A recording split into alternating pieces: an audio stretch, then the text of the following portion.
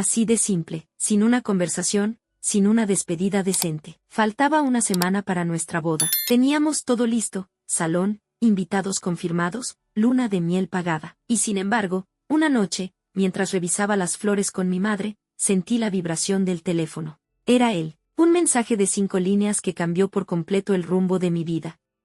Decía que no podía casarse conmigo. Que había conocido a alguien más. Que lo sentía, pero que necesitaba seguir a su corazón. Ni siquiera tuvo el valor de decir su nombre, pero no tardé en averiguarlo. Se trataba de Clara, una compañera de trabajo a la que yo misma había saludado varias veces en nuestras reuniones de empresa. La mujer de sus sueños, según me enteraría más tarde por terceros, porque claro, a mí no me lo dijo nunca con esas palabras. No voy a mentir, me destruyó. Lloré. Grité. Me sentí humillada. ¿Cómo se supone que una debe reaccionar cuando el amor de tu vida, el hombre con el que ibas a compartir el resto de tus días, te descarta como si fueras un error de agenda? Durante semanas no comí bien. Mis amigas me llevaban comida, mi hermana me acompañaba a dormir. Mi madre, aunque herida por verme así, tuvo que encargarse de devolver anticipos y hablar con proveedores mientras yo apenas podía levantarme de la cama. El día que hubiera sido mi boda, me encerré en casa con las cortinas cerradas y el celular apagado. Era como vivir en una película triste donde la protagonista ni siquiera tiene música de fondo. Pero el tiempo, terco como es, siguió corriendo. Y yo, lentamente, también empecé a moverme con él. Primero fue el trabajo, luego las caminatas, después el curso de cocina al que siempre había querido inscribirme. Y entre nuevas rutinas y descubrimientos, apareció Simón. Nunca busqué a nadie, pero tampoco me cerré. Simón no era de los que impresionaban a primera vista, pero había algo en su forma de hablar que te hacía sentir segura. No tenía frases elaboradas ni promesas de cuento, solo acciones.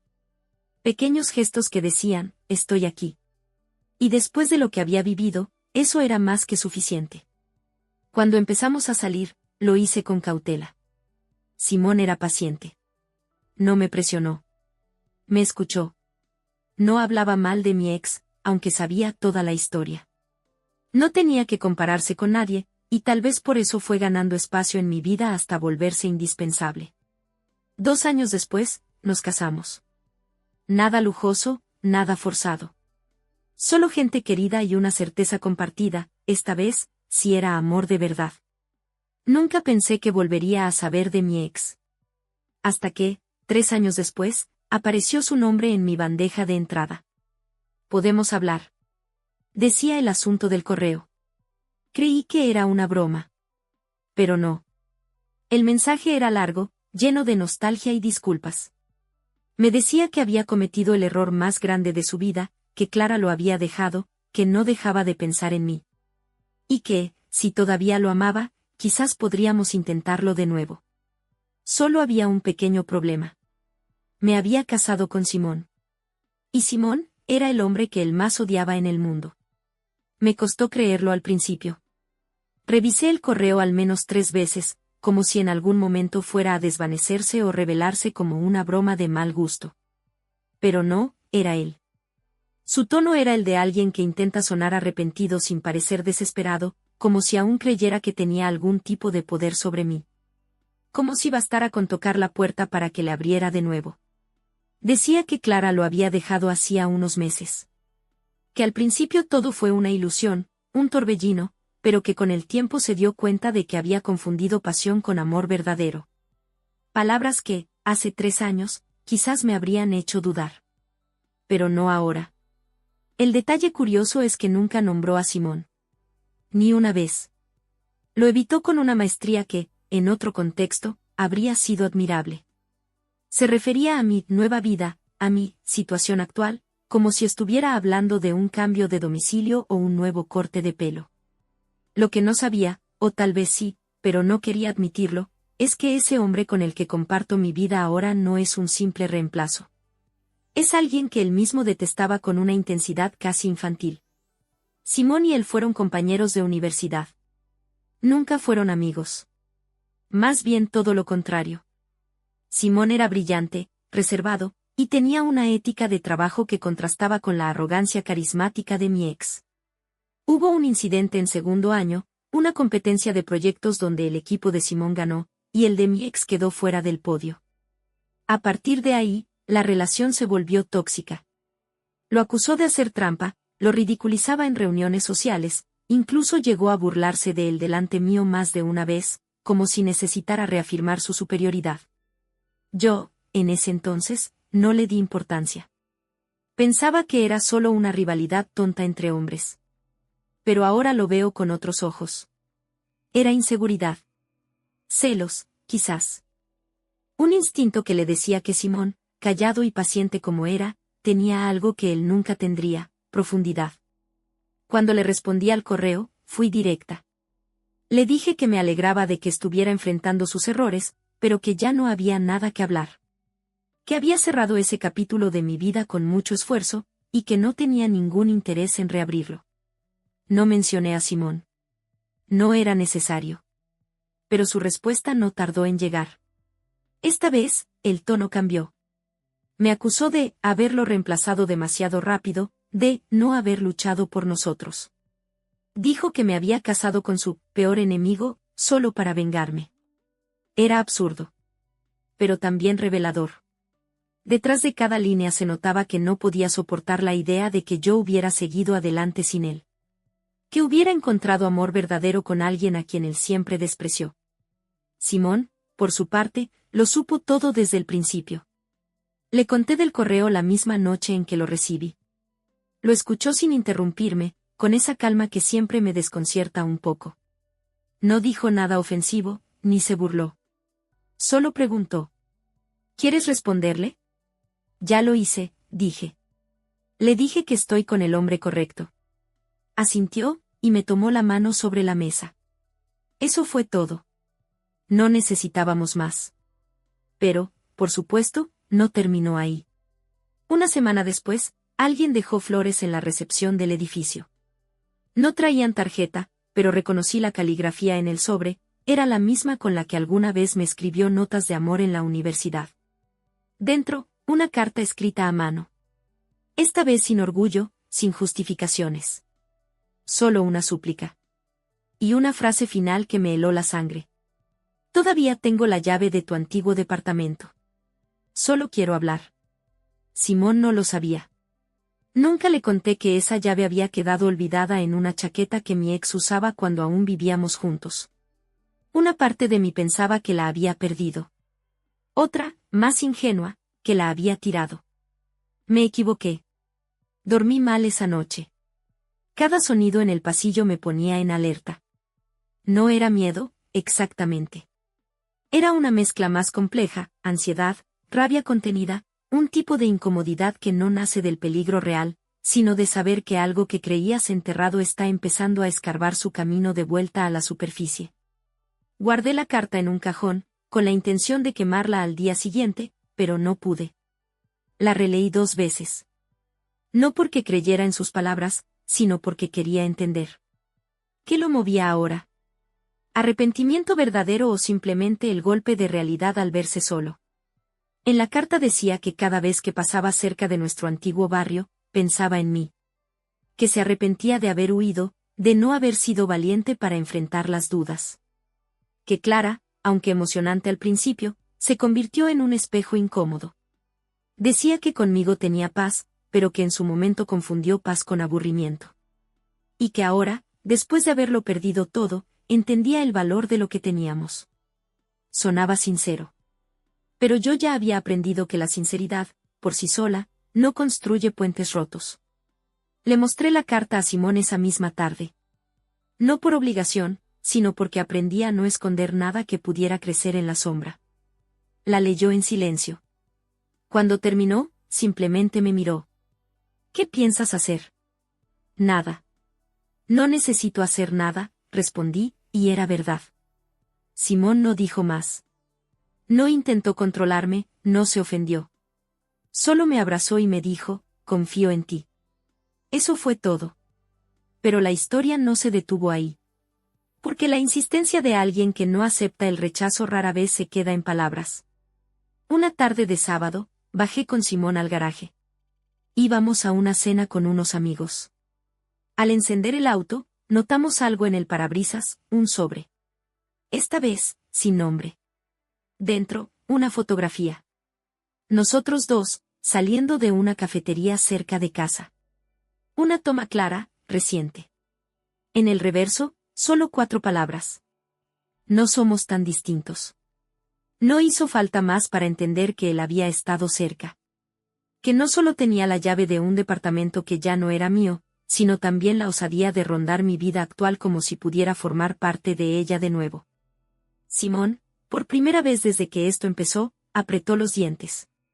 No lo había visto molesto antes. Pero no me miró con reproche, sino con una determinación tranquila. Esto termina ahora, dijo. Fue él quien llamó al administrador del edificio para confirmar si alguien había intentado usar la llave del viejo departamento. Lo había hecho. 2 veces. Una en la madrugada. Luego contactamos a la policía. No para presentar cargos, aún no, pero sí para dejar constancia. Por si acaso. Yo también lo llamé. Lo hice desde un número oculto. Atendió rápido, como si estuviera esperando esa llamada. Su voz era suave, casi ansiosa. Le dije que lo que estaba haciendo no era romántico, ni valiente. Era invasivo, irrespetuoso. Que tenía que dejar de aparecer en mi vida, de escribir, de dejar flores, de tomar fotos. Que no había marcha atrás. Él no se alteró. No discutió. Solo dijo.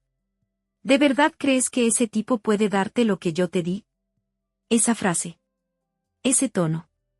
Como si todo se redujera a una competencia entre él y Simón. Como si yo fuera el trofeo. Colgué sin responder. Ese mismo día cambiamos nuestras rutas cotidianas. Simón instaló una cámara en el buzón. Y yo, por primera vez desde que me casé, sentí que algo de mi pasado estaba amenazando lo que con tanto esfuerzo había reconstruido. Y sin embargo, no era miedo lo que sentía. Era otra cosa. Una necesidad profunda de cerrar este capítulo con un acto definitivo. Porque si algo había aprendido con los años, es que el amor propio no se negocia.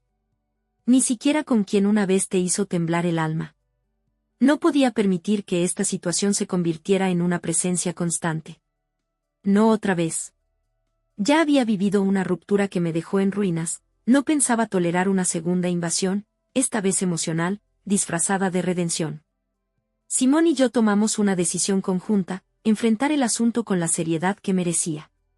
Ya no bastaba con ignorar las cartas o cambiar de camino para ir al trabajo. Él no iba a detenerse por cortesía. No se trataba solo de mi incomodidad, se trataba de nuestra vida juntos. Y yo no iba a permitir que alguien que me despreció por mensaje creyera que podía irrumpir ahora que todo marchaba bien. Lo denunciamos formalmente. Llevamos las fotos, la carta, incluso las grabaciones del portero del edificio antiguo donde intentó entrar. El oficial que nos atendió fue claro, si volvía a acercarse, podríamos solicitar una orden de restricción. No era lo que yo deseaba, pero estaba preparada para dar ese paso si era necesario. Mientras tanto, decidí escribirle una última vez. No por él, sino por mí. Porque entendí que a veces las heridas no cierran hasta que una misma les da el punto final. No fue una carta emotiva ni extensa. Solo 3 párrafos. Le dije que ya no era la persona que él había dejado. Que no le debía nada. Que su nostalgia no era amor, sino culpa. Y que lo mejor que podía hacer, para ambos, era seguir adelante sin mirar atrás. Cerré con una frase que sabía que entendería. Las decisiones no se deshacen por arrepentimiento, sino que se asumen por dignidad. No respondí más. Bloqueé sus correos, cambiamos de número, y Simón, con esa eficiencia tranquila que lo caracteriza, contactó a un abogado para redactar un documento de advertencia legal. La firmeza también es una forma de amor. Y esta vez, me estaba amando a mí misma. Lo curioso fue lo que vino después. Una tarde, semanas más tarde de haber enviado ese mensaje, recibí un correo desde una dirección distinta. Solo decía, ella también me dejó. Adjuntaba una imagen. Clara, su mujer de ensueño, con otro hombre. Él, solo, en una cafetería. Las mesas vacías a su alrededor. Parecía otra persona. No respondí. No porque no tuviera que decir, sino porque ya no me interesaba. Lo había soltado por completo. Lo inesperado vino después. Mi madre me llamó. Había visto a mi ex suegra en el supermercado. Al parecer, él había hablado con su familia. Decía que yo era el gran error de su vida. Que todavía me amaba. Que Simón me había lavado el cerebro. Que aún creía que, de alguna manera, podía hacerme cambiar de opinión. No lo odié por eso. Solo sentí una lástima fría y distante. A veces la vida le da a las personas el espejo que evitaron durante años. Él se estaba viendo reflejado, finalmente, y no le gustaba lo que veía. Esa noche, Simón me abrazó en silencio. No necesitábamos hablar. Lo nuestro no se construyó sobre dramas ni historias épicas. Lo nuestro creció como crecen las cosas que valen la pena, en silencio, con paciencia, con respeto. Y eso no era negociable. Pero el cierre real no fue con él. Fue conmigo. Una semana después, volví al viejo departamento. El administrador me permitió entrar. El lugar estaba vacío. Las paredes tenían todavía los agujeros de los cuadros que una vez colgamos. El balcón seguía oxidado. El baño, con esa mancha en la esquina que siempre dije que íbamos a reparar. Me quedé de pie en medio del living, sin llorar. Solo respirando.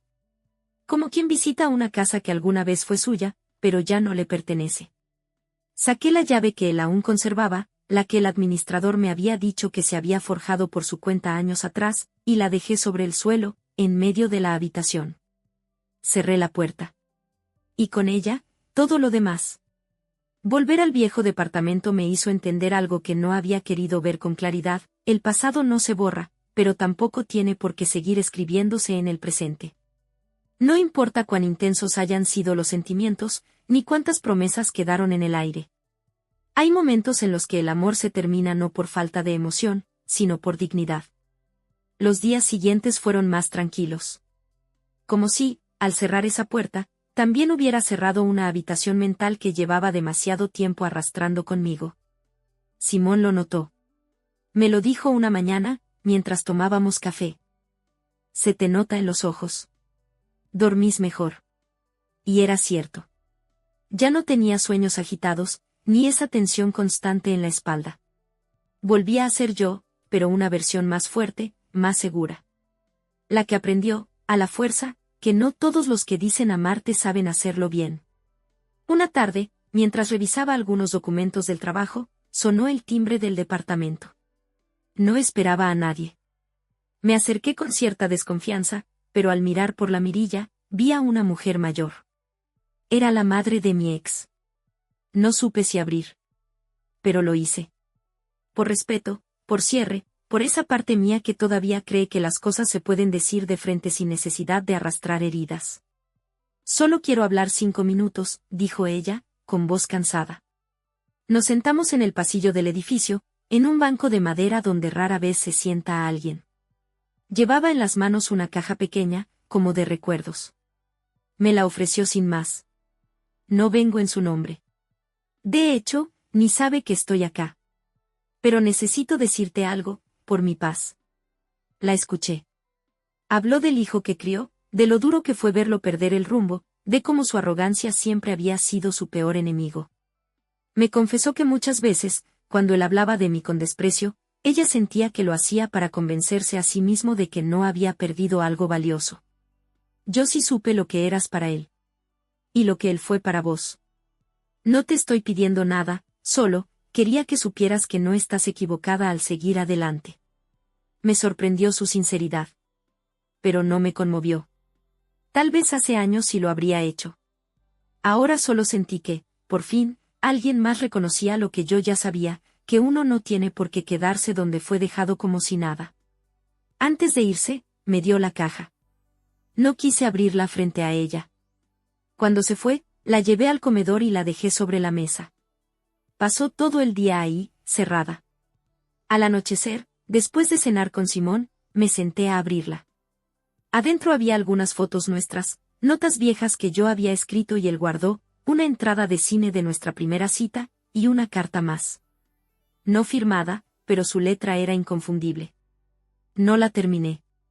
Leí 3 líneas y supe que no necesitaba seguir. Las palabras pueden buscar redención, pero no cambian lo vivido. La cerré, la guardé en una bolsa, y la llevé al contenedor de la esquina. No por rabia, sino porque ya no tenía espacio en mi vida para monumentos al pasado. Esa noche, cuando me acosté al lado de Simón, lo miré a los ojos y le dije: gracias por quedarte, incluso cuando mi historia venía con equipaje. Él me besó la frente y dijo: lo tuyo no es equipaje. Es camino recorrido. Y entendí, por fin, que había tomado la decisión correcta. No solo al rechazar lo que una vez me destruyó, sino al elegir, con calma y sin apuros, al hombre que me reconstruyó sin pedírmelo. El tiempo tiene una forma curiosa de acomodar las cosas. A veces con ternura, otras con brutalidad. Pero siempre con precisión. 3 años atrás, el mensaje que recibí una noche, ese que decía que no podía casarse conmigo, me sumió en una oscuridad que parecía no tener fondo. Hoy, puedo ver todo eso como un punto de partida. No el final de algo, sino el comienzo de lo que de verdad necesitaba. No fue una historia de revancha. Tampoco de redención. Fue una historia de reconstrucción. No gané porque encontré a alguien mejor. Gané porque me convertí en alguien mejor, para mí misma. Porque aprendí a dejar de romantizar lo que me hacía daño. Porque ya no mido el valor de una relación por la intensidad del drama, sino por la tranquilidad que aporta. A veces me preguntan si alguna vez pensé en perdonarlo. Si habría aceptado volver con él si hubiera regresado antes. La verdad es que no. El problema nunca fue que se fuera. Fue la forma en que lo hizo. El desprecio. La cobardía. La falta de respeto por nuestra historia. Uno puede perdonar la tristeza. Pero la humillación, esa no se olvida. Solo se supera. Hoy, cuando lo recuerdo, porque sí, a veces lo hago, ya no hay ira. Solo distancia. Como quien recuerda un libro que leyó en otra etapa de su vida. Uno que tuvo partes intensas, sí, pero que al final no valía la pena releer. Con Simón, las cosas son distintas. No hay fuegos artificiales cada semana. No hay declaraciones grandilocuentes. Pero hay presencia. Hay respeto. Hay silencios cómodos y miradas que no necesitan traducción. Aprendí que el amor maduro no se grita, se construye. Una vez escuché una frase que me marcó: no siempre elegimos quien nos rompe, pero sí podemos elegir quien nos ayuda a sanar. Y Simón no vino a rescatarme. Vino a acompañarme mientras yo misma me rescataba. Cierro esta historia sin buscar aplausos ni compasión. La comparto porque, si alguien ahí afuera está pasando por una situación parecida, quiero que sepa que el dolor no es eterno. Que hay vida después del abandono. Y que muchas veces, lo que parece el final de una historia es solo el prólogo de otra mucho mejor escrita. A veces, lo más valiente que uno puede hacer es cerrar la puerta. No para que no entren otros, sino para que no vuelva lo que ya no merece quedarse. Y si en el camino aparece alguien que sepa caminar a tu lado, ni delante, ni detrás, entonces sí, quizás el amor vuelva. No como salvación, sino como recompensa.